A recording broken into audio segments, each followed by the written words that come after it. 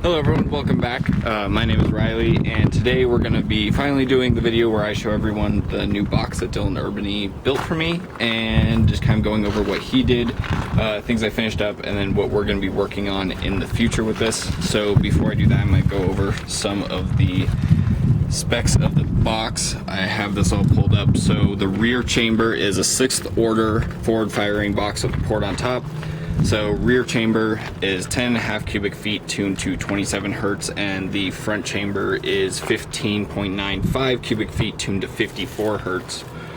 And the designs were all done through Hunter Martin at EasyDB Designs.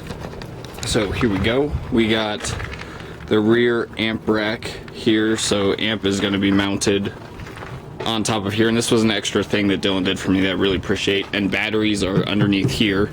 In this section here, you can kind of see into it.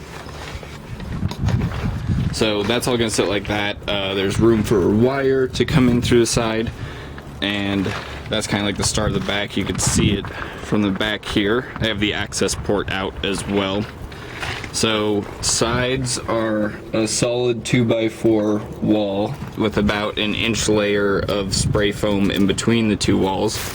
And then 2 inches thick MDF on the sides and on the bottom, with 2 on top, I believe, and then that right there is 4 layers thick for the front baffle, and I think that's 2 on the rest of the baffle as well. There might be a 3rd layer on there, I'm not 100% sure. So that's kind of the framing. I can't remember what the external dimensions of this box are, but it does a great job fitting up here against the roof of the car. I did have to spray foam this just to get it to seal and to get the roof to be nice and dead, but everything's sealed off now. So this is the inside box. Subwoofers are going to face with the magnets up. We have 3 layers thick MDF right here, screws every 1.5 or 2 inches, I believe, all the way around. Here's the rear port with this brace in here to help. And so magnets could be setting up. I have a brace that's going to go from here to the top. There's a picture of that posted on my Instagram that you can look at, and you can see the front port there as well. We'll shut this. That's basically it for the back of the box. Nothing new with the rest of the truck. It's just all kind of the same. It is going to be getting de-stickered here because all of these are just starting to peel off. I'm missing a lot of the excess batteries one. This one that my girlfriend Emmy is going to be staying because she gave me, because it's custom, so I don't want to get rid of that one. I think every other sticker is going to go. I might leave the Team AB ones, although I think I have some extra ones of those, but every other sticker is going to go on this thing because it just needs to get all redone. I might go black on black with all the stickers from here on out. I'm not sure. So here's the front of the wall. You can see where I finished up trimming that side. I still have to trim all of this stuff out. You can see the 45 in the corners of this box as well. Here's the other trim side. So this is the front of the box. It's just very plain right now. Seats still fold up and everything for this rear. So I just have to figure out how I'm gonna do all of the amps. Maybe I have the mids and highs amp up here and the big amp in the back. I'm not 100% sure.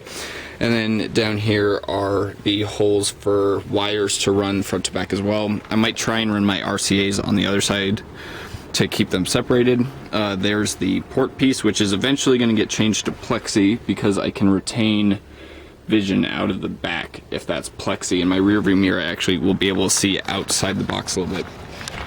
So that's the update, that's the box. The only thing I had to finish was that left side trim piece. Dylan just couldn't get it in time, and it was just because I had said I'm picking it up early.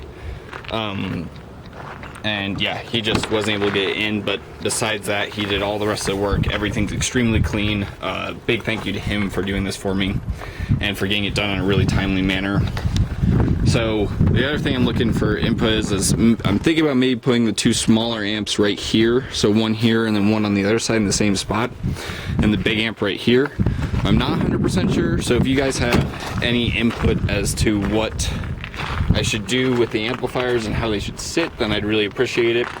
Besides that, nothing's really changing with the truck. I just ordered a whole bunch of 100 feet of Sky-High car audio 1-op to finish up all these runs. I might do all new runs from front to back. Maybe. I'm not really sure. I'm not sure how this is going to go, but you guys will see that soon. That should be in Monday because it shipped out on Friday, and Sky-High always has really fast delivery.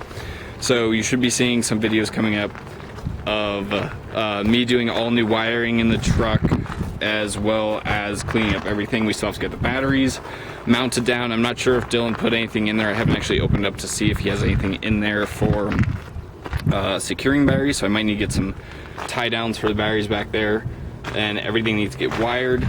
Everything needs to get wired, and I also have a bunch more speaker wire ordered in case I do put those amps in the back for my fronts, but I at least want to get this so I can listen to music, so I can start driving it to work now, because without music it's kind of hard to drive to work, and it'd be nice to have everything up and playing again, because I never even got the center console playing the first time that I had everything back in. So that's the update for the truck. That's the box that Dylan did. Hopefully we should be playing within the next month, depending on how difficult this ends up being. But I hope that you guys enjoyed, and please subscribe, comment, and leave a like, and you'll be seeing more of this build as this goes on.